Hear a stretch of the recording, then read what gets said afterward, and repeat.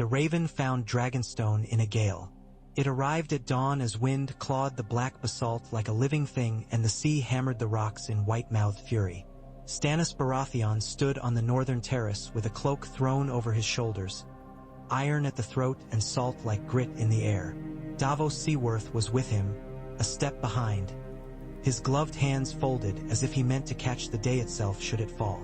The bird alit without grace, soaked and sullen, and when the maester came puffing up with the tube in his fist, Stannis did not move from the edge of the terrace.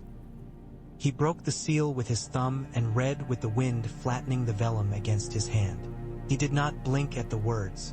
A muscle moved once near the corner of his jaw. He lowered the parchment and looked out over the water.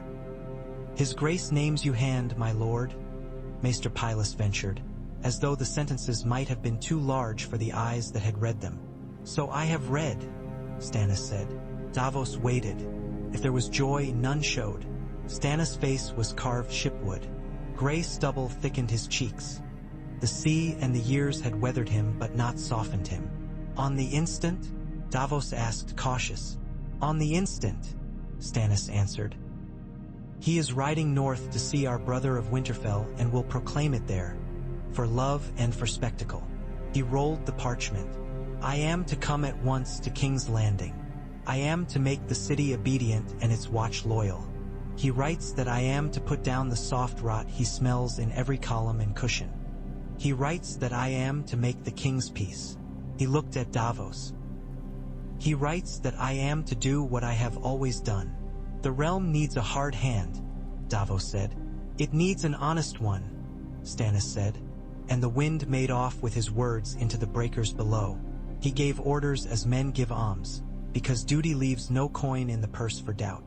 Ravens were sent to Storm's End and the great and lesser houses sworn to it.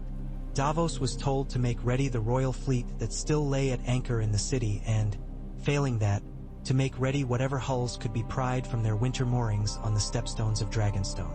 Stannis sent a harsher raven to the captain of the city watch, Janos Slynt, whose name was an ugly mouthful of brick and grease. He wrote that the hand would arrive with his own men to set the watch to order. He signed his name with the blunt finality he brought to every seal. Celis came to him before noon with a smile like a faded seal waxed twice. "At last he sees the truth," she said. "At last he turns to virtue." Stannis' look would have flayed a thicker hide than hers, but she had learned to mistake the flensing for homage. "It is not my virtue he wants," he said. "It is my trouble with the word no." He turned away. "Send prayers to all the seven, if you must, and to your red god too. Their ears together may make one decent pair among them." She left with the faintest incline of her narrow head, half triumphant and, "Sire?" the man said, tripping, and Davos did not miss the quaver. "At the barracks, you see, in case of—" Stannis waited for whatever phantom might be summoned to fill the gap, but none came. "Take me to him," he said. He sent Davos to the Tower of the Hand with half the men and went himself toward the barracks with the rest and a pace that humbled men 3 inches taller. The watch barracks were too clean for honest work. That was Davos' thought when he saw them later. It was Stannis' thought when he saw them now. The courtyard had been swept, and the bits left by the sweeping had been pushed into soft corners where the world would carry them no farther. Stannis went through like a knife, and Janos Slynt, commander of the city watch, stood from his chair with oaths and a smile that did not know which was meant to shake hands with the other.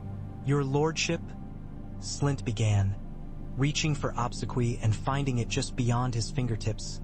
"It is an honor to—" "You are discharged," Stannis said. Slynt's mouth worked. Stannis looked past him, deliberately, at the man's cloak pin, which was a little lopsided, and at the ledgers opened on his table as though they were a campfire he had been warming his hands at. "You have 3 hours to quit the barracks and return to whatever hole bid you bring it the most mice," Stannis went on. "You will leave your armor here and pass on your keys to the officers who come after you. You will remain in the city until your accounts are poured over. After that, if you are found too heavy in the coin, I will lighten you of it. If you are found too heavy in the head, I will lighten you of that too. You have no cause," Slynt spat, and there was a kind of relief in his anger. the relief of a dog that finally finds the bite that fits its jaw. "I have the king's ink," Stannis said. "I have cause enough. If you speak again before you have done as I told you, I will have you in irons and count that cause too." He turned and said, "Sir Roland." A man stepped from among Stannis' stormmen. He was deep-chested, his hair cropped close, his eyebrow split by an old wound that had given him a look of permanent skepticism, which Stannis admired as a sort of plain dealing. "My lord, you have the city watch," Stannis said. "You are Captain General until I am persuaded another is better. You will strip out the rotten planks and replace them. Any man who took his cloak for coin rather than his oath you will put out. Any man who took coin and oath both, you'll watch closer than a rival in your wife's bed. You will recruit out of the Stormlands and from honest riverfolk. You will drill each company in turn on the Street of the Sisters, the Street of Steel, the Fish Market, the docks. You will leave the brothels 100 paces to either side. I want men sober on duty and tired off it." Slint started to bluster again, but the stormmen crowded his breath back into him with their presence. Sir Roland, a bastard of the Night Song with a name that had won him work as often as it had denied him welcome, bowed once. "Aye," he said, "and if any man in a lion's collar comes to bid you remember where the gold of your cloak was mined," Stannis added, letting his voice carry to the corners of the courtyard, "you will remember that gold is a poor shield against a storm." They left Slint juddering in his own heat. Stannis walked the barracks himself, pushed into rooms and flipped blankets to see the filth that men hide when they hide from their own work. He signed no orders that day, but the orders signed themselves in men's spines. By dusk the stormmen had a corner of the barracks theirs, and the old watchmen had a corner of the yard they could not find the courage to quit. Davos reported from the Tower of the Hand that the rooms there were dust-choked and unused. Jon Arryn had died and his successor had never sat long enough to scuff a rush. The tower waited the way a good horse waits, head high, flanks tightened, not trusting the rider but ready to bear him. Stannis took the chair that night without ceremony. The hand's badge lay where it had been left, a clasp shaped like a hand, heavy as a conscience. Stannis lifted it between forefinger and thumb and then set it down. "I will wear it in the morning," he said. There were men in King's Landing who felt a weather change without seeing the sky. Varys the Spider was among them. He came like a soft robe to the tower in the second hour after midnight, small steps and hands folded to hide the lack of hair upon them, and he sent his smile ahead of him like a lantern servant. "Lord Stannis," he breathed, and Stannis did not correct him. "It does me good to see a man of unimpeachable honor sit that chair again." "You knew Jon Arryn," Stannis said. He did not offer wine. The flagon was where the last man to be offered it had set it. "I revered him," Varys murmured. "He had a heart like an oaken door, hard and true, but oh, how it pained me to see the splinters driven into it. The city will sleep easier now that you are here to draw them out." "The city will sleep when it is tired," Stannis said. "Do your words have more meat on them, Spider?" Varys' syrup thickened. "A little flesh, perhaps. There are whispers still about the late hand's last days, about where he went and what he read, about the things he spoke softly of as though the air itself might take offense. Some say he was asking after lineage, as though he were a proud grandmother. Some say he went to a certain smith on the Street of Steel. Some say he found secrets where there were none and none where there were a great many. Some say," Stannis said, "many things when they have nothing to lose and nothing to be held to. Speak the some nothings you can name." Varys' eyes went to the badges of Baratheon on the wall, the crowned stag rampant, and then back to the man who wore the face that made them mean. He went to Tobo Mott. He looked upon a boy with hair black as pitch and the makings of a brow like a cliff. He asked about the boy's mother. He asked about the man who paid for the forging of a helm before its time. Varys' voice went lower, and he asked about children, Lord Stannis, as if he had grown late fond of them. Stannis felt his mouth go dry, the way fire quenched in salt water goes dry. He remembered Jon Arryn's hard eyes and quiet speech. He remembered the book that had lain open under candlelight in the late hand's study, the one heavy with all the families of all the kingdoms, their quiddities and colors and foolish prides. He had turned a page with Jon when last they spoke, and Jon had tapped a finger against a word that looked like any other word, and somehow the finger had made it glow. Hair, it had said, and eyes like this and that, and in the margin Stannis had written a number. The number of times seed of black had beget leaf of gold. "The book," Stannis said. Varys smiled as though applauding at court. "Ah," he said, which was not an answer at all. "Ser Barristan Selmy is with the king," he went on lightly. "The queen keeps a close house, and her brother the Kingslayer keeps it closer. The Lord of Lannister keeps his counsel thicker still behind his rock. It is a lucky thing there are still a few of us in this world who keep the king's safety for love of it." "Keep it with your mouth closed," Stannis said. "If you know where the poison was poured into Jon Arryn, find me the cup. The cupbearer too." "A challenge," Varys said, soft with pleasure. "I do love a challenge, my lord. I shall attempt to distinguish cup from hand, and hand from the arm that guided it." He bowed so low his perfumed head nearly swept the rushes. "King's Landing will wake to a new morning. I pray it is a good one." Stannis did not pray, but he was not a man to throw away free wishes. He watched the eunuch go. By morning Ser Barristan was at the Tower of the Hand, white cloak in honest sunlight like laundry that had never known a stain. He saluted.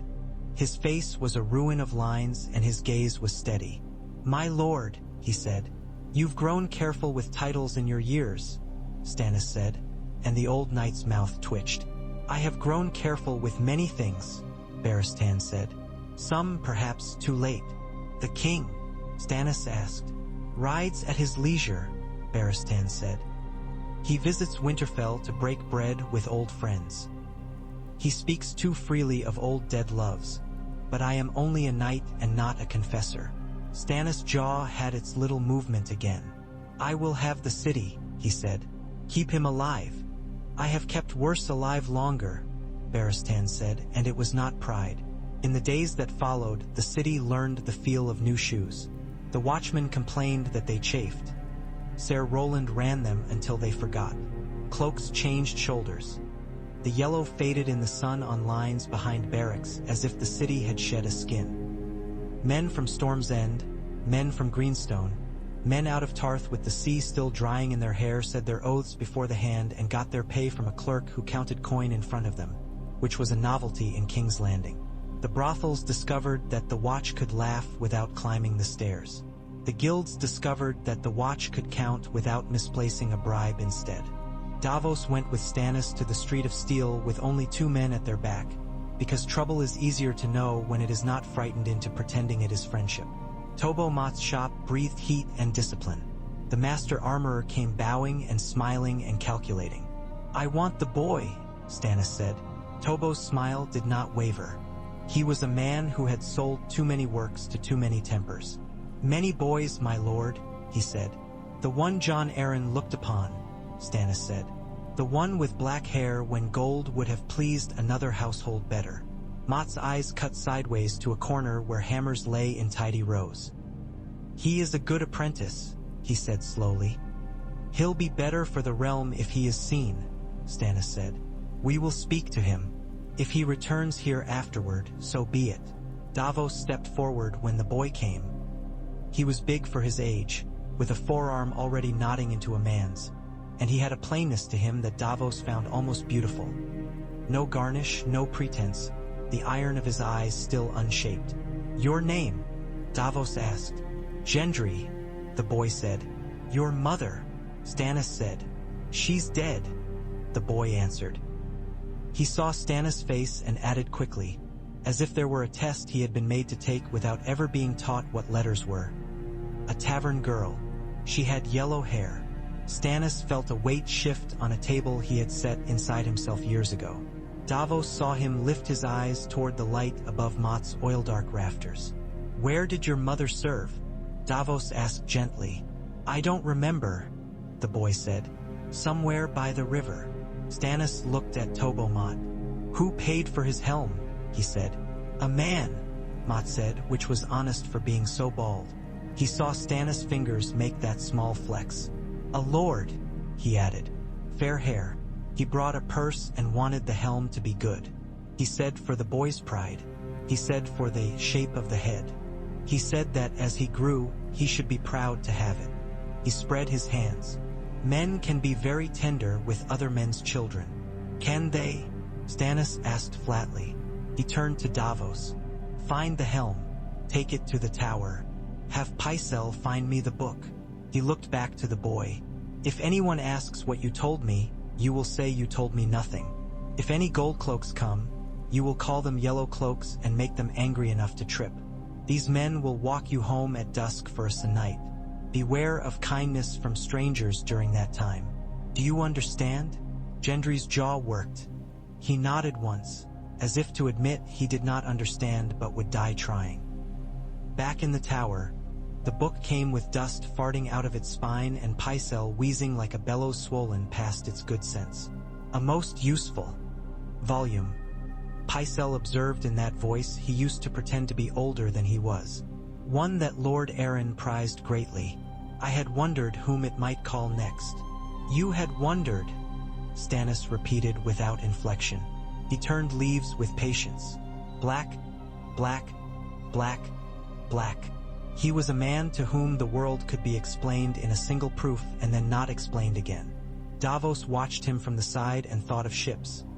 Stannis was one of those galleys that find speed only when the wind is against them. The king's seed is strong, Stannis said at last. We are well favored by our gods, are we not? Pycelle murmured. Some of us are, Stannis said. And some of us are favored by our forbearers. He shut the book. If a bull mates a cow and the calves are always white, you don't bring a golden calf to market and call it kin. Pycelle blinked very slowly. As if understanding was a powder he had to lift to his lips by careful inches lest he sneeze and lose it. My lord hand, he said at last. There are considerations of delicacy that... If you speak to me of delicacy, Stannis said, I will have you kiss this hand I wear and tell me if it tastes like sugar. Bring me letters to the king. Bring me parchment in your best hand with not a loop gone sloppy. Bring me a raven with wings on it rather than white hairs. And go. Crawl if you must.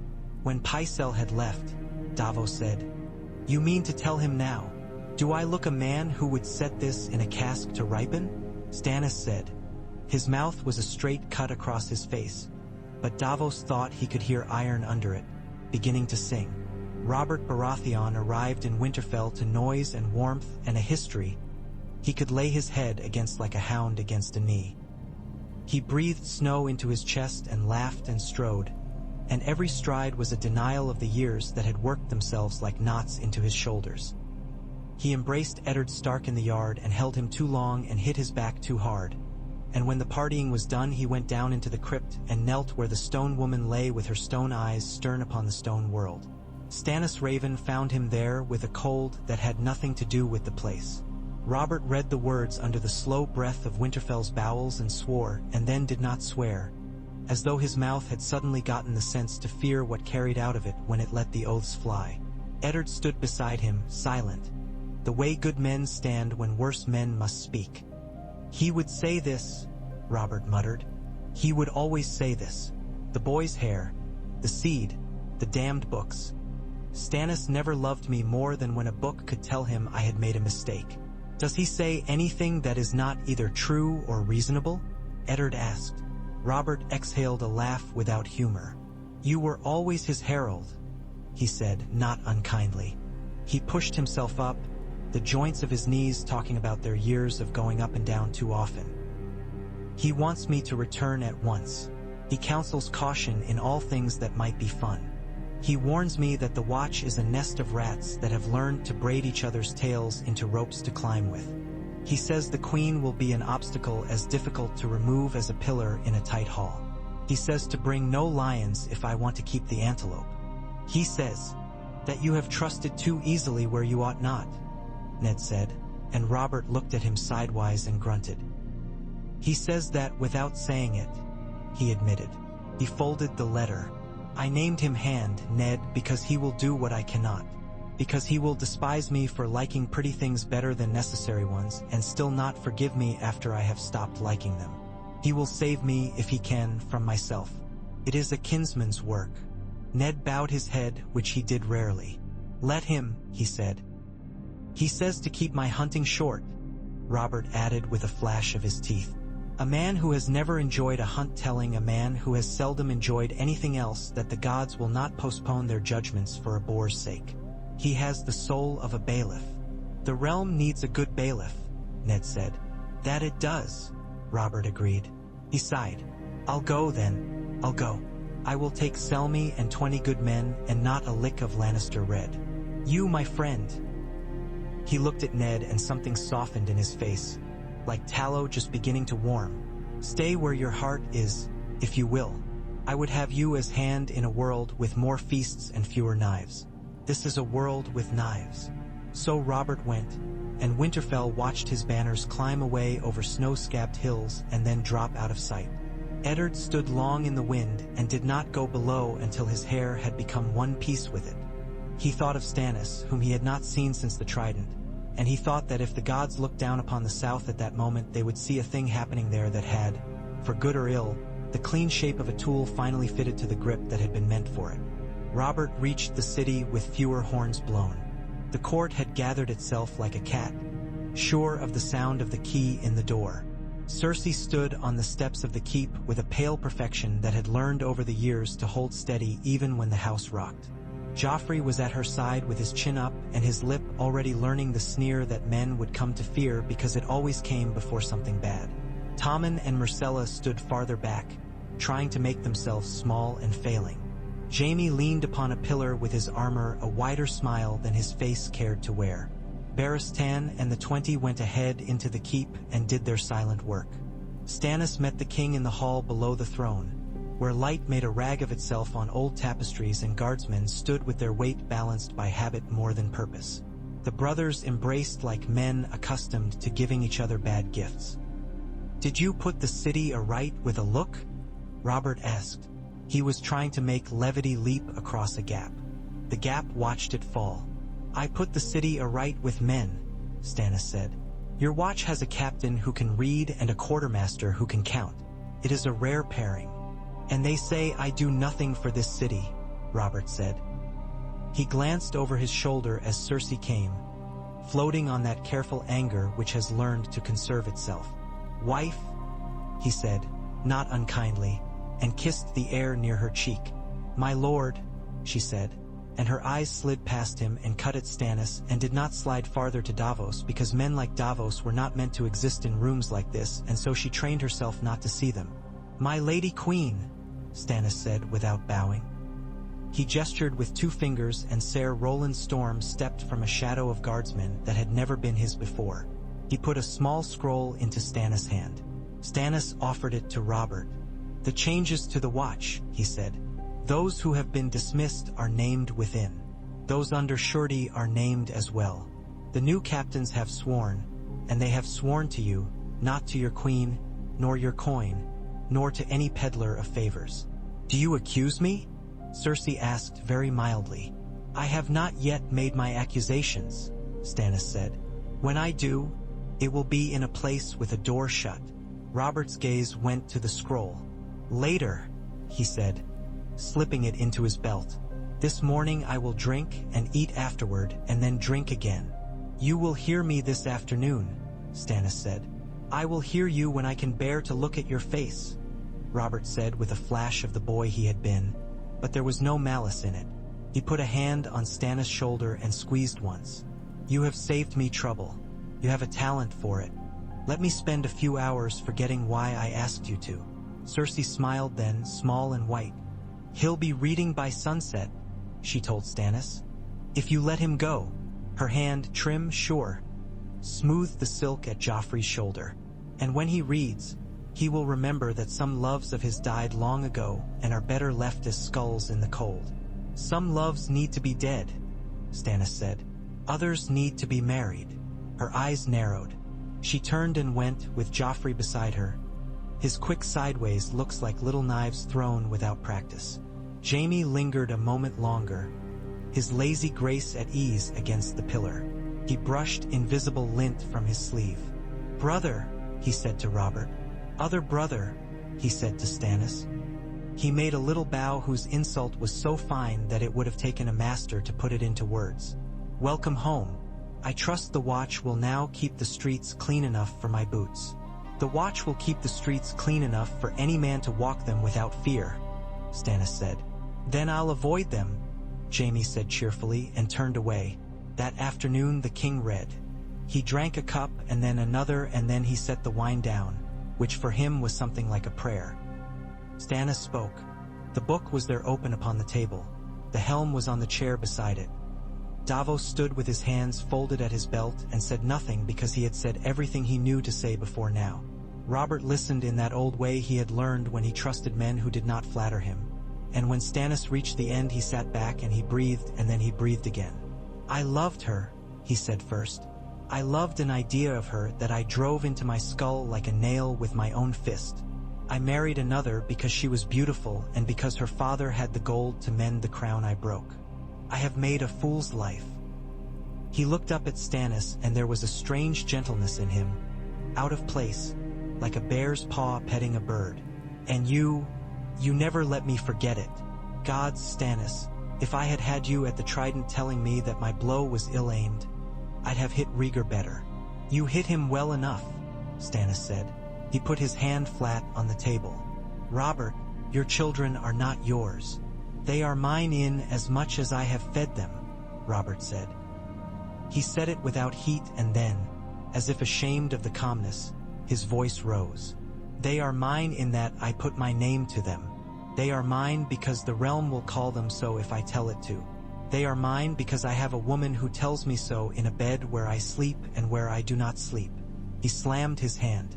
The helm bounced and rang. He had tears, and then he did not. "And they are not," he said at last, lower than a whisper. "We have to move now," Stannis said. "We have to take the queen into secure holding and lock the Kingslayer in his White Tower and set guards on the children and bring the lords of Lannister to court as men called to answer for an old crime and a new insult. We have to write to the Riverlands and to the Reach and to the Vale and to the North. We have to tell the truth before the lie is taught to the streets." "And how shall I tell the truth?"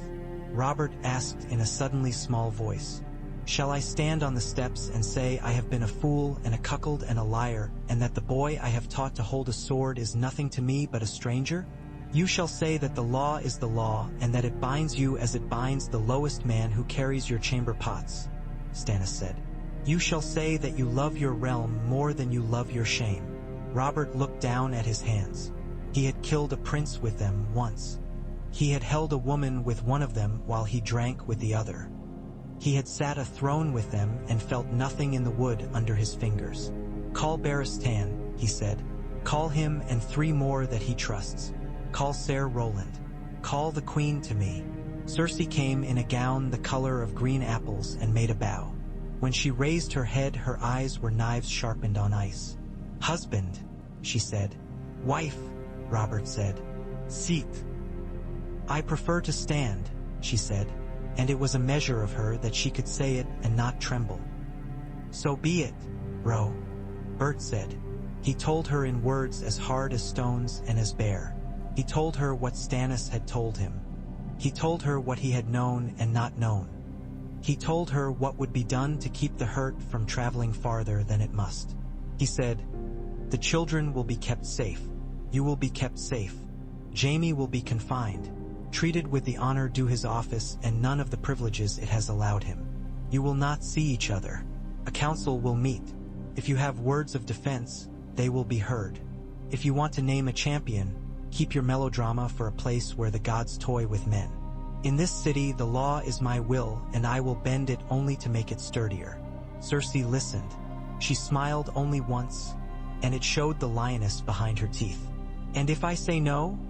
she asked into the silence at the end. Robert lifted his head. He looked taller than he was. "Then the storm will break on you," he said softly. "If you love our children, help me keep them from drowning." She did not love as other people did, but she loved with a ferocity that had been fed daily by a sense of all the wrongs done to her. For a heartbeat something like it showed, raw and animal, and then the mask flowed over it like poured gold. "Do what you must," she said. She tried to walk out with dignity and found Stannis' men at the door. Ser Roland's hand was gentle but not uncertain upon her arm. She turned then with such hatred as might curdle the milk in a wet nurse's breast. And Stannis should have flinched, but did not. They took her to a tower room that looked down upon the godswood, and Ser Ares Oakheart of the Kingsguard stood outside the door with a face like a closed book. Jaime had already been put in his place with his sword taken and his pride trying, and failing, to occupy its absence. Joffrey was under watch and made such a noise that the watch discovered it had a great capacity for not hearing noise. Tommen cried like a child his age, and Myrcella stood with her hands too neatly joined and asked if she would be allowed to see her kittens, which made the men look away. It was done without blood, which in King's Landing made it a miracle. Men waited for the blood to come, and when it did not arrive on the hour it had taken to arrive before, they started to think it might not arrive at all. Trade continued. The brothels continued. The mice in their holes learned that different boots made different sounds in the night. Robert wrote to Lord Tywin Lannister. It took 3 drafts to set down the thing that would carry. In the end, the words were stripped to the bone. The king summoned his warden of the West to court to answer for treason and incest, to surrender arms to the crown's peace, and to put his line before a council of peers who would break the knot or pull it tighter. He took the signet and pressed it down hard enough to leave his thumb deep in the wax. Stannis wrote to Renly. His letter was longer than Robert's and harsher, but it had in it a single sentence that Davos admired. It said, "The king commands you in a brother's voice to bring men of the Stormlands to garrison the city and its roads, and to send such companies as can be spared to the Mander's Mouth to watch for any western sails." It was both love and law. He wrote also to the lords Tyrell and Redwyne, to Hoster Tully and to Lysa Arryn, to the crowns and crags and coasts, and he did not ask with the sweetener of future favors. He reminded, he recounted, he put before them the realm as a table to be shared rather than overturned. He closed with the king's seal and his own, and when Davos took the ravens he thought of how strange it is to send birds to make the flight that men are sometimes too frightened to attempt. Littlefinger came then, slippery and smiling, as if he had been born for this moment. He had a slate under his arm, which he tapped like a flute player testing reeds. "My lord hand," he said smoothly. "The king and kingdom must hold together with coin as well as with swords. If Robert would keep the lords Tyrell and Redwyne friendly, it would be wise to allow certain courtesies to their purses. For instance, the crown might—" Stannis' look stopped him. "You were Jon Arryn's friend," Stannis said. "He kept me," Littlefinger said modestly. "And Lysa Arryn's friend," Stannis went on. Littlefinger's smile widened by a mere fraction. "The Lady of the Eyrie is an old acquaintance," he said smoothly. "And it was your poison in her husband's cup," Stannis said, the words not loud and not slow, like a blade that finds a joint cleanly. For the first time Littlefinger's eyes flickered. Davos watched him carefully then and thought he had been wrong about the man's face. It was not made of soft wax at all. It was made of something harder that only looked soft when light struck it from certain angles. "My lord hand," Littlefinger said, almost chiding. "You tread upon a ground that has borne kings and fools and seen both of them break ankles. Be careful where you plant your weight. Pycelle tells me tiers of lists sit in your ledgers under names, so that men who ask after the price of perfumes can pretend they are not buying poison," Stannis said. "And Pycelle," Littlefinger said, "is a learned man who sometimes confuses what he reads with what he sees, as do we all." He placed a palm on the slate over his heart. "If you desire me gone, my lord, say the word. The crown's debts will remain after my departure, and you will need someone to count them and someone else to explain to the king what counting means." Stannis stared at him, weighing, as if he could discover the exact content of the man the way a merchant knows the grain of a sack by the heft and sound of it. "You will remain," he said at last, and Littlefinger's relief was well acted. "You will remain, and you will bring me every book I ask for before I ask it, and every record of poisons imported to this city from the day Jon Arryn took the hand's seat until this morning." Littlefinger sat, and his slate sat with him like a pet. Pycelle breathed. Barristan wore white like a snowfall in a camp of men. Renly toyed with a ring he had taken to wearing. Davos stood when he had to speak and sat when he did not. and when he sat it was with his feet planted, as if to remind himself he had spent more of his life standing on boards that shifted under him than on stone that did not. They spoke of the West. They spoke of the Riverlands where Hoster Tully gathered his son and kin and asked his sick body for one last rally. They spoke of the Reach where Mace Tyrell shuffled his weight from one foot to the other and waited to see which direction the table would be tipped. They spoke of the Vale where Lisa Arryn wrote long letters full of words and no decisions. They spoke of the North where Eddard Stark sent a short pledge of steel and salt and a line that Stannis read twice. The night is always nearer than men think. He sent back more men than he had said he would and kept back more than he had confessed to himself to be afraid of losing. The first clash did not come to the capital. It came at the Golden Tooth where Edmure Tully proved that pride does not help a man hold a gate and Tywin Lannister proved that patience helps a man take one. The red trout banners went down, then up again, then twisted and were gone. Ravens arrived at the Red Keep with a musty smell like old cellars opened for the first time in years. The council read the words until the words grew thin. Tywin will strike again on the Mummers' Ford, Barristan said, tracing it in the air with a calloused finger. Then to stony September, perhaps, to pull the teeth from that old wound. He plays at memory the way we others drink it. He plays at accounting, Stannis said. He means to draw the Riverlands fevered and the crown into panic. He means to make us sally and break our nose on his outstretched hand. He means to test if we can stand a reign without running for the privy. Can we? Renly asked lightly. We will, Stannis said. He sent Davos to the Blackwater's mouth with the galleys that bore the crown's device. He sent Ser Roland with 1,000 watchmen turned soldiers to Duskendale to hold the road. He sent Renly with Storm's End men to Stokeworth and Rosby to make the roads dangerous for lion banners. He wrote to Tarly of Horn Hill and told him that if he meant to be the realm's soldier, he could shed the Reach's court manners and be one. He wrote to Paxter Redwine and said that a fleet that did nothing was a sword left sheathed and what were ships built for. He wrote to Mace Tyrell in a hand that did not lose its harshness even when the words sought honey. If you come to the city now with your banners, the realm will remember and repay. If you sit and wait, the realm will remember that too. Tyrells do not like to be told they are not loved, and the letter had that effect which is nearest to virtue in them. It made them envious of it.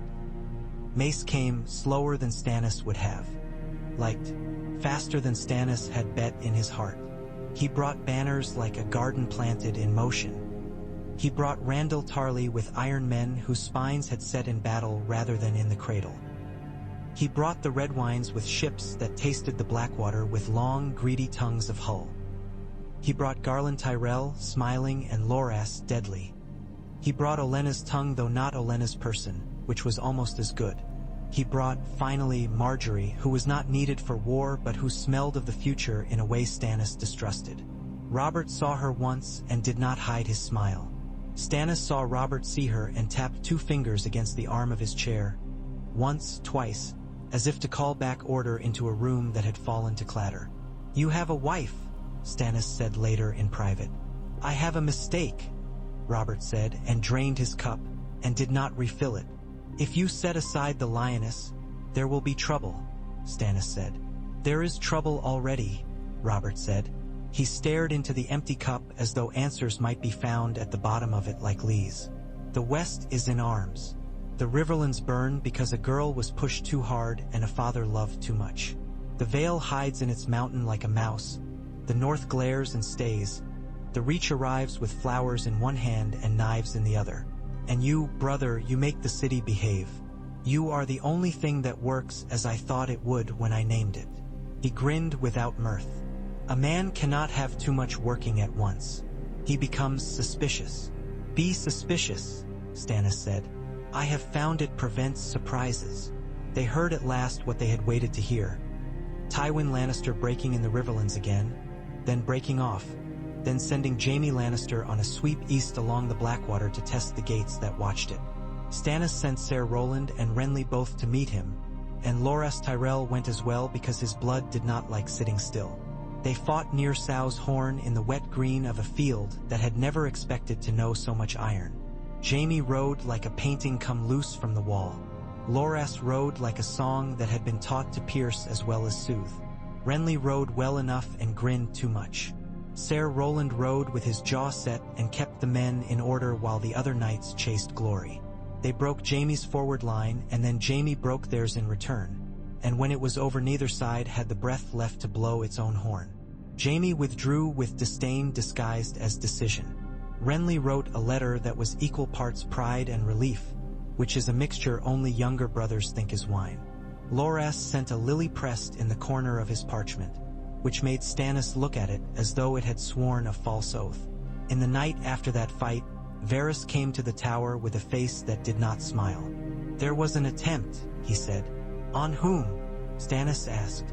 "On your man's life," Varys replied, meaning Davos. A flask of wine in a basket of oysters. The flask had a little bit of tears in it, enough to quiet a man like a bedtime story. "Who?" Stannis said. "A boy," Varys said. "One of those the city breeds to run messages and grow into better crimes. He had 3 sisters and a mother, and the mother had a debt with a man who does not like to keep track. A woman with fair hair and a red-lipped smile gave him the purse and told him to go quickly and to keep his eyes on the ground." "Cersei," Stannis said flatly. Varys spread his hands. "There are always women with fair hair," he said. "Some are too poor to curry a wig. But yes." "Where is the boy?" Stannis asked. "Sleeping more comfortably than he has slept in a year," Varys said. "I told him a story that made him weep with relief. I can do this when I choose." "Find the woman," Stannis said. "She is found already," Varys said. "Ser Roland has a kindness that frightens. He will make her speak without being cruel. It is a useful quality I cannot claim." "Do not claim too many qualities," Stannis said. "Men who claim qualities often find they cannot keep receipts." He found Davos in the yard drilling men with spears. Davos took news of his almost murder with the quiet he brought to everything. "There's always someone," he said. "I wore other names in other years. If I had died today, I would have died as Davos." "I will not have my hands taken from me," Stannis said. "I am not so spoiled for choice." "You are no longer smuggler enough to die for such small cargo," Davos said, and Stannis' mouth made its smallest possible curve. The court watched all this and wondered if it should resume its old habits. Then it saw a lord named Hayford stripped of his office after he pinched coin from a levy intended for men's boots and spent it on plates for a feast. It saw 6 watchmen marched with their cloaks turned inside out for falling asleep at a post and then marched out of the gate for a moon. It saw a goldsmith who had been used to charging the crown twice for the same work nearly die of surprise when he was made to return the coin and was not, after all, beheaded. It saw, as one sees weather, that the hand's justice was oddly patient and oddly cold, and that it did not forgive but did not delight in punishment either. "They don't know what to make of you," Renly told Stannis one evening on the ramparts. The river under them was a slow, dull coil under late light. "That frightens them as much as anything." "They should make nothing of me," Stannis said. "They should make of the law and of the crown. I am a tool." "You always wanted to be a tool," Renly said with a sideways smile. "It makes you happy to be useful." "It makes me possible," Stannis said. He slept little. When he slept, sometimes the sea crawled into his sleep and made everything taste of iron. Once he dreamed that Jon Arryn came to him with a book open in his hands and said, "Why did you not come to me when I died?" He woke angry at the futility of spee. King to the dead and angrier still at the futility of speaking to the living when they insisted on being the dead you pleaded with. Word came then that Tywin had halted his eastward motion and settled like a great crab behind a line of hills that had grown bristles of pikes. He sent a letter that was technically courteous and strategically insolent. It said he would gladly come to court if the court first came to him to beg his presence. It was the kind of sentence only a man whose life had made him certain of the world's indulgence could write. Robert read it and crushed it in his fist. "I will take the army," he said. "I will go to him and bring him by the ear like a boy caught stealing apples." "You will not," Stannis said. "You will stay in your city and be king. If you leave, we will bleed the city to defend a throne with no one on it. If you die, we will cut ourselves to ribbons to pretend we still have something to hold together. Then who will go?" Robert demanded. "I will," Stannis said. Renly lifted a hand. "I will go with him," he said. "I have not yet had my tilt against the old lion. And I will send Tarly to command under you." Mace Tyrell put in quickly, in a way that made his mother's eyes roll even from far away. "You will send him to command men and I will command him," Stannis said, which made Mace's mouth feel like it had just bitten into a lemon and found it full of seeds. "Barristan will stay with the king. Davos will keep the river. Ser Roland will keep the city. Littlefinger will count what he can and explain what he cannot." "Gladly," Littlefinger said pleasantly, and then made a slow, silent calculation with his eyes. "When we meet him," Stannis said, speaking more to himself than to the room, "we will not give him what he expects. He expects a dash and a folly. We will give him a line that does not break and a flank that will not pursue, and he will grow bored before he grows confident. You always were a disappointment to men who wanted a story to sing," Renly said under his breath. Stannis led the army out a week later under a sky like pewter. He took the Stormmen and a stiff block of Reach and Crownlanders, ironed by Tarly's hand, and a nest of river knights who had learned recently that their horses could be made to stand where they had thought only stones could. Renly came with a banner bright enough to attract arrows and a charm bright enough to deflect them, for a time. They marched in a measured curve that made Tywin shift to keep his line where he wanted it. Twice he thought to spring a trap that had caught boys before, and twice he found Stannis already standing somewhere boring and correct where he had meant to find him rash and stupid. By the third time he had grown careful. Careful men move slow, and slow men give their enemies time to make their men remember why they came. They met at last by a shallow ford no bard would later remember. The sky had lost the sun behind a pall of dull cloud. The ground was honest earth that did not suck at boots nor snap ankles. The river was a sheet of gray that would have been pretty if a man had leisure to look at it. They put lines down on either bank and did not shout much. Jaime was not there. He was off testing another road. Kevin Lannister sat a horse like a man obeying gravity. Stannis stood in a place where he could see and be seen, and then, after the first exchange, in a place where he could not be seen and could see better. Renly rode too far once and came back with a grin and feathers stuck in the strap of his pauldron like ornaments. The fighting had a shape like breathing. Push-pull. Stannis had ordered the long spears to hold their nerves in their thighs. They did. He ordered the archers to shoot low. They did.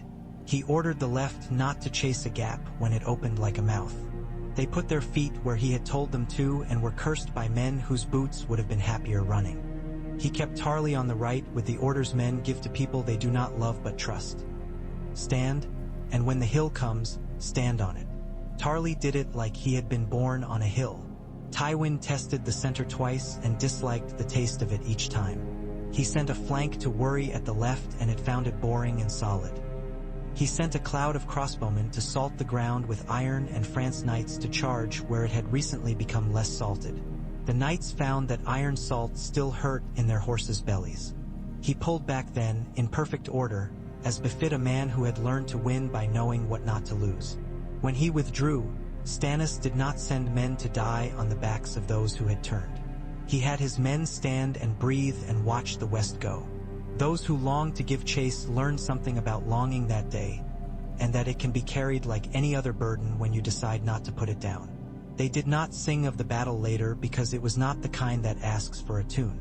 But men spoke of it to their sons when their sons had reached an age where they could hear that victory comes sometimes in the shape of a day you cannot remember much about except that you stood where you were told to and did not run where you wanted to. When the banners came back to King's Landing, they brought more faces alive than a court that loved stories had expected. Mace Tyrell said many pleasing things to his reflection in a polished dish and then to the king. Renly lifted cups with men whose hands still shook from holding weapons for too long.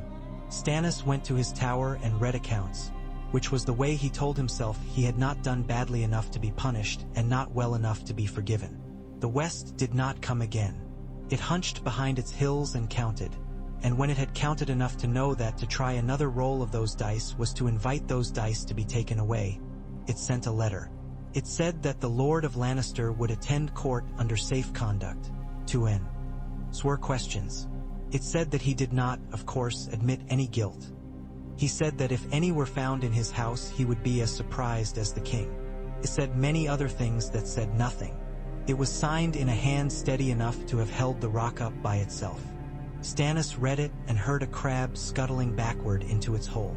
Robert sent for wine and did not drink it. He looked at Stannis. "You have made him bow," he said. "I have made him bend his head in a way that might later be called a bow by men who prefer the story tidy." Stannis corrected. "Do not give this moment too much weight. Give it no less than it deserves." "What does it deserve?" Robert asked. "The law," Stannis said, "and a room with doors that close." They put Tywin Lannister in that room before all else. He came with 10 men behind him and a face that had never learned how to be anything but calm. The king sat at the table with the antlers carved along its edge, and Stannis stood. Barristan stood too. Davos stood behind him. Renly stood at the king's shoulder. Littlefinger stood in the shadow of a pillar like a man who had found a pillar more comfortable than a chair. Pycelle breathed. Varys folded his hands and made himself an embroidery. "Lord of Lannister," Robert said, "you have been summoned to answer for grievous crimes." "Whose?" Tywin asked. "Your house's," Robert said. "Your blood's. The law's." "Then perhaps you should have summoned the law," Tywin said mildly. "We did," Stannis said. "It answered. They made the case as cleanly as such cases can be made. They laid down the book. They laid down the helm. They laid down a list of bastards that grew and grew. They laid down Pycelle's account books with their whisper of tears. They laid down the testimony of a boy with a name that good men would never know to say out loud because the city had learned to practice a small mercy. It allowed the nameless to remain so when being named would not help them. They laid down Varys' sweet-spoken poisons. Tywin listened. When he spoke, it was with a politeness that was not politeness at all but excellence in an old game. "You have taken my daughter from me," he said. "You have taken my grandson from his place. You have taken my son from his sword. Do you propose to take my pride next? You may, if you can find it. It is a small thing and hard to lift." "I propose to take your impunity," Stannis said.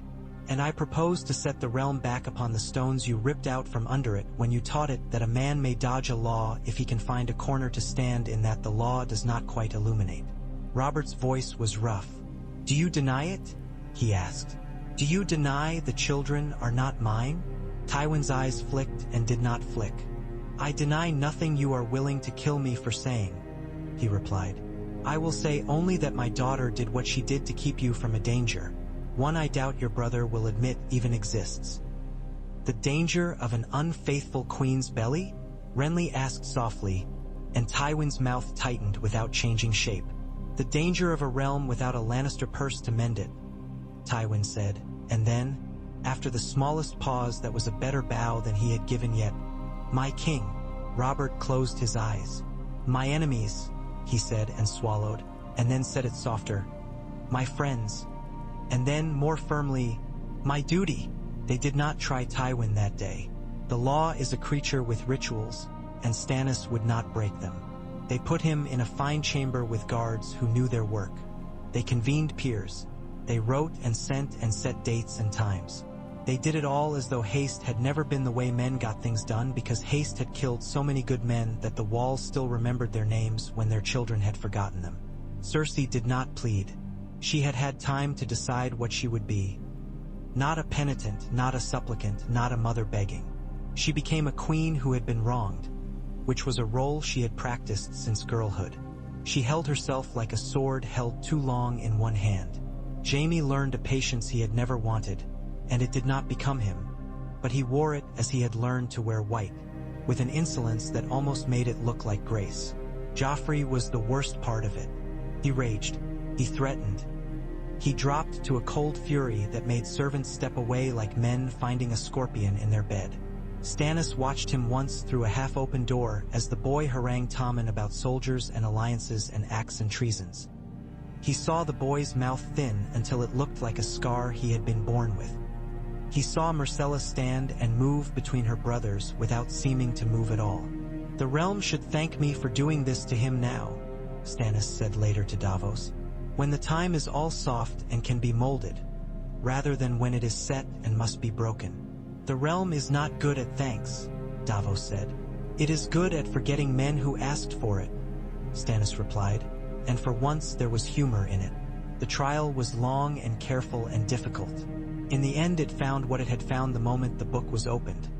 That law is not a ladder for men to climb from their farm to a throne, but a fence that keeps even thrones from being dragged across fields they do not belong in. Robert listened to the judgments, and then he stood. He said, "Cersei of House Lannister, you are set aside and will remain in confinement until we find a place for you that is safe and without echoes. The child Joffrey will be placed under ward and tutelage and will bear no crown and no sword until the realm decides what to do with him. Jaime of the Kingsguard," he paused, "you have broken oaths and laws both. You will not die for it. You will do something worse. You will live without the things you broke them to have." Tywin bowed at last. It was small. It was poisonous. It was perfect.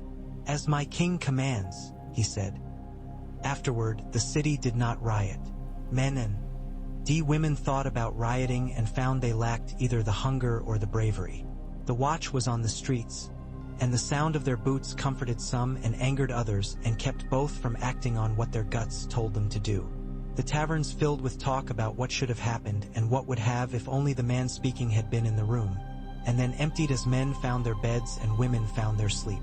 The brothels did better than they had in a month. The small folk who cared about such things told themselves they had always known the lion's golden mane covered a hyena's spots, and those who had not cared told themselves it made no difference whose child drank milk so long as milk kept being brought. Marjorie Tyrell walked the gardens with Robert a few times. Stannis saw them once by chance. She had a gift of making the space around her feel like a different room than the one the rest of the world occupied. Stannis distrusted such gifts because they were made of something too malleable to be trusted. Robert looked lighter in her company. Stannis could not begrudge him that. He grieved for the lightness because he did not know how to protect it. He could protect the heavy things. He knew where to set his hands. He set them again where they were needed next, on the cold stones of the wall, in letters and then in men. The raven from the Lord Commander reached him with talk of dead things walking and the half-forgotten habits of old winters. Stannis had heard worse lies in his life. He had learned not to laugh at the ones that did not ask for coin. He sent supplies, then more than supplies. He spoke to Robert about the North until Robert's eyes lost interest and then found it again because he loved the North, because he loved a ghost there. In the end Robert said, "Do what you would have done even if I said no." And Stannis nodded because he would have. He wrote to Eddard about ships to Eastwatch, and Davos came to him with a map of the coast that had been folded and unfolded so often that it had learned to remember the folding by itself.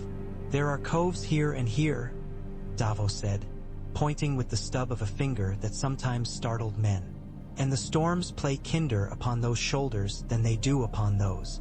If we send a brace of hulls every fortnight with oaten cakes, you'll see them all in the spring and some in the winter." "Send them," Stannis said, "and send men with eyes." "You think of different wars," Davos observed. "I think of the same war older than the names of these houses," Stannis said. "But I am not special for thinking of it.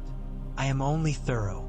He was the hand for 3 years after that day, and during those 3 years the city learned to live in a way that did not irritate itself into bleeding every season. The debt lessened a little and then a little more. Men complained of boredom and learned they liked its taste on their tongues. Tywin Lannister retreated into his rock and practiced the art of living long enough to make his enemies wish him dead. Cersei was sent to Casterly Rock in a household peopled by women with eyes and mouths like knives. She learned to hold her temper like a bird she could not set free in a room with windows nailed shut. Joffrey learned numbers he had never wanted to learn. He learned that the world did not love him, only his knives. He learned that dying is easier than being told no every day. Myrcella learned to make friends with women twice her age. Tommen learned to make friends with cats. Jaime learned to be silent for hours and then to speak 2 sentences that could break a room open. Robert married Marjorie in the 2nd year after the fall of the Lions. The wedding pleased the city because it brought roses into rooms that had smelled too long of men. It pleased the Reach because it brought a stag into a garden it had watered with its own sweat for and now could pretend it had produced on purpose. It pleased Robert because it allowed him to look at something beautiful that did not make him think of either death or shame. It did not displease Stannis, which was perhaps in its way as strong a commendation. Once, in a winter of bad rain and such sickness as likes to ride upon it, Stannis stood again on the northern terrace of Dragonstone and looked out at a sea scraped raw by wind. Davos stood a step behind him, which on Dragonstone feels as close as the inside of a man's head. "We did not break," Davos said at length. "We do not sing either," Stannis said. "I don't hold much with singing," Davos said. "Unless it's a kind that makes men time their oars. I think we have done that well enough." Stannis did not answer. The wind took the words he might have said and made them into something you could not tell from the weather. He thought of Jon Arryn and of the book. He thought of Gendry beating a new helm into shape with arms grown thicker, and of the queen who had learned to wear her captivity the way a sword wears a scabbard that does not fit. He thought of Robert, heavy again with drink sometimes and then lighter again with woman and laughter, and of Renly, who had taken to walking the street of steel at dusk to talk with men there about armor, as though they were his equals, and then coming back to the keep flushed with a happiness that made courtiers think perhaps they had misjudged him. He thought of Tywin, whose silence had not grown less dangerous with time, only quieter. He thought of a wall of ice and men's breath freezing in their beards and letters that measured the distance between men and monsters in the simple currency of food. "You made the law stand up," Davos said quietly. "You gave it legs where men had been trying to sit on it until it broke." "I held it," Stannis said.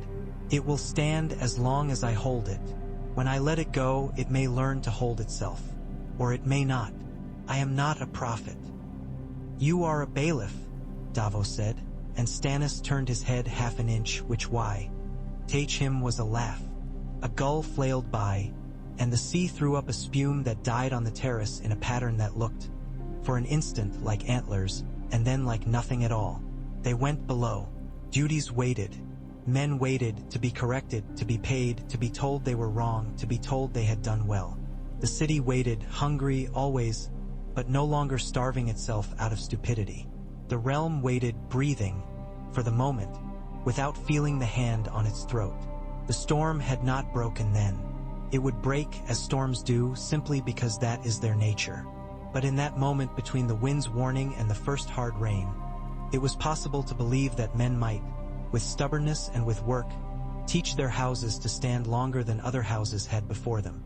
In the Tower of the Hand, on a table that had seen worse, a heavy book lay open. Stannis had left it there after the last time. He had marked a place where the names of men and the colors of their eyes lay in a forest of ink. Sometimes he would pass it and touch it with his fingers. He never turned another page. He had learned what the book could teach him, and though the book was not done, he did not mind. There are books men carry and books that carry men. He had carried this one. It had carried him. A knock at the door came, a sound like a cautious oath. Ser Roland Storm stood with his helm under his arm, a softness in his hardness that only men who had once been boys from the wrong side of walls carry all their lives. "My lord," he said, "the men on the fish market say there's a smell of bad meat from the West Wharf. Could be nothing. Could be men shaving the weight from their counting. Go. Weigh them," Stannis said automatically, and then, on impulse rare enough to startle him, "You have done well." Ser Roland looked as if someone had mistaken him for a different man and then decided this one would do. He nodded and went. Stannis stood looking at the door for a long moment after it shut. Then he turned to other papers, and then to men who were not papers but had learned not to complain when you treated them as if they were, and then he went out into a city that was, against all good sense and all evidence to the contrary, learning to behave. He walked its streets with Davos sometimes, and sometimes alone, in a plain cloak that drew fewer eyes than a lion once had. He put his hand to benches and rails and stones, and in that way, as much as any other, he held the law up. At the end of one such walk he came to a place where boys practiced hitting at posts with sticks and men practiced teaching them to hit less like boys. One turned, panting, and Stannis saw black hair, and a brow beginning its cliff, and a look in the eyes that said nothing of destiny and everything of concentration. Stannis watched a while. The boy did not look up. It was enough. When he returned to the keep, a raven had arrived from the wall. The paper crackled with cold. It spoke of tracks in snow that were not made by men and of a scream that left frost behind where it hung. Stannis took it to Robert, and Robert read it. And Stannis watched the king's mouth twist into that old, weary smile. "All the troubles in the world, brother," Robert said. "And the ones at the end of it have to be the coldest. They are the oldest," Stannis said. "Then the world owes them respect," Robert answered, surprising himself. He set the paper aside and reached for a cup and did not fill it. "You will go if you must. I will send," Stannis said. "And when sending is not enough, I will go." Robert looked at him over knuckles that had grown thick again. He nodded. "A bailiff," he said, as if trying the taste of a word he had never liked and finding it not so bad. "I would have made a poor one." "I agree," Stannis said, and for once Robert laughed, full and easy, the way he had as a boy when the world was simply itself and nothing else. The laugh rolled up into the high rafters and made old webs shake and dust drift down in a patient, lazy fall. It smelled of wood and wool and the infinitesimal sweetness of wine uncorked but not drunk. Outside, a watchman's boot found the turn of a street at the hour he had meant to find it. Somewhere farther away a boy struck a post, and the post, indifferent to his destiny, took the blow and waited to take the next. The storm gathered and scattered and gathered again. The sea wore its rock. The city, against habit, did not eat itself entirely. The law held because a man held it, and because some others, who would not have thought to if left alone, lifted their hands to it too, found purchase and took some of the weight. Stannis, who had never been much for hopes, allowed himself one that winter he stood again above the Blackwater and considered the world he could see. It was not that men would be better. It was that men would be made to reckon the cost when they were not. He thought perhaps that would do. He thought perhaps sometimes that would be enough to keep a city standing until the next wind, and perhaps another. And in the absence of singers, and with the sea still roaring, he found that for a man like him, this might even be a kind of music.